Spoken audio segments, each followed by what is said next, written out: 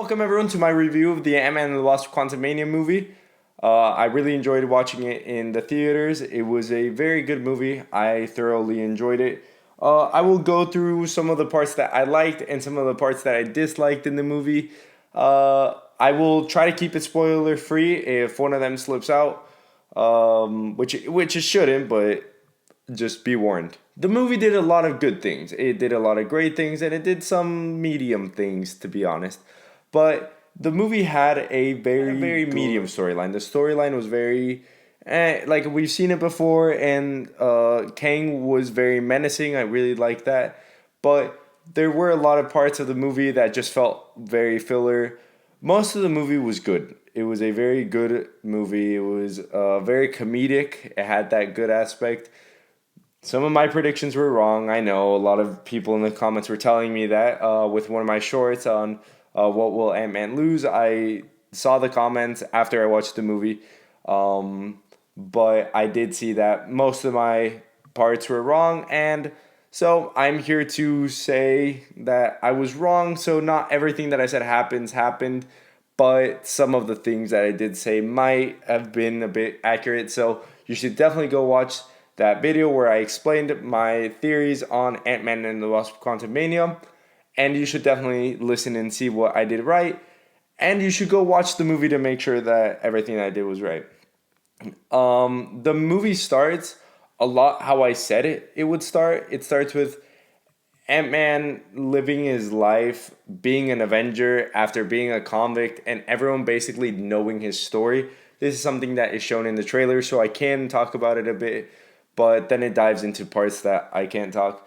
Obviously, they go into the quantum realm with Janet not saying too much about the movie. Recently, I'd watched Ant-Man 1, and so I was very fresh when it came to this new movie.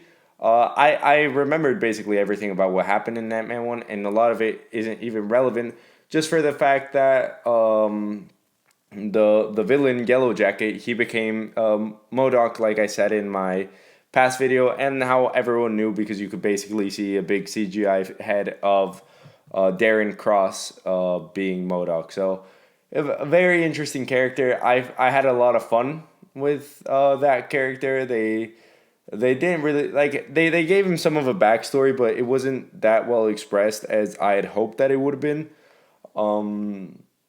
Yeah, but the movie was great overall. It was a very spectacular movie.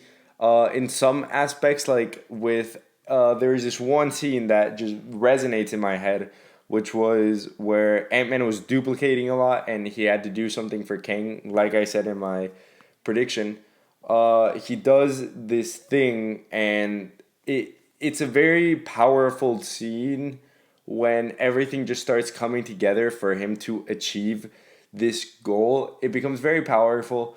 And the final fight between Kang and Ant-Man I found particularly special because everyone was escaping, and Ant-Man just I can't it's really hard to do this without going too much into the movie, but the final fight between Kang and Ant-Man is particularly powerful because Kang is trying to reason a bit with Ant-Man.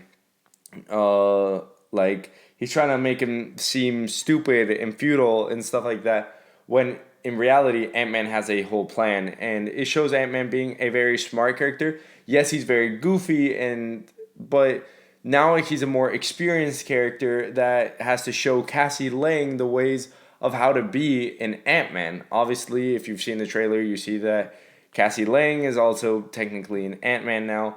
So it shows that aspect of how Ant-Man is now becoming a mentor instead of just a random street thug that got those superpowers. He had a whole character arc, which is basically what I'm saying, that is particularly inspiring to see in him because he's still the same goofball that he was before, but now he's like trying to teach his daughter how to be a proper superhero and how to stay alive in a situation that he doesn't even know if he can stay alive. The whole movie is just very good. There are some parts that it doesn't make sense. Hank does something that just all of a sudden happens to end up helping in the very end with the whole war and everything. And it makes no sense how it happened. I can't explain too much. And then obviously Janet, with her background being in the quantum realm, there are some things that aren't well expressed in there, and some things that I do definitely think that would have been a bit better off if they would have explained them a bit more. The beginning of the movie, it's particularly interesting because it's where you see the beginning of like what happens in the quantum realm. You see the very beginning of it, and you don't really understand what is going on. You just kind of like look at it and you're like, hey, that's gonna that like it's gonna be important, but that's gonna be like particularly like weird to see how they expand on it. And then when they expand on it, they take a few minutes to fully stretch out the idea and fully show the idea of what is going on. And so then you do understand, and it does very well. Like the movie does very well of building on itself. I found that particularly good. A lot of the characterization was very good of characters that were already put. I had a lot of laughs during this movie. I thought it was a very comedic movie. Some people go to Marvel to watch the action and everything, but I go to watch the movie as a whole. If it's a comedy movie, if it's an action movie, I don't really care. I want to see the characters that I love being portrayed in the way that I love. A lot of people don't like that Ant-Man is particular. Like a lot of people go to see Ant-Man be goofy, but some new viewers might be like, "Hey, this is a goofy superhero. It's not the superhero that you expect." But he is a very good superhero, and now he's getting like that recognition that he deserves, as you can see throughout the whole movie. And I was right about him losing something. If you watch the movie, you will know. Someone in the comments said it in one of my previous shorts that kind of spoiled it for me. But hey, that's what I get for watching the movie a bit late. It happens to us. So, if you have enjoyed this, please subscribe. If you have enjoyed this video, hit that subscribe button, hit the like button, comment down below what was your favorite scene in the movie, what was your least favorite scene in the movie, and what you would give the movie on a rating. Personally, my rating would be a 6.7 or 7 out of 10. I know on the short I said 6.5, but it's because the movie has its humor, but it also has its downsides of it not being too flashy and too wow of a movie for a lot of people to follow.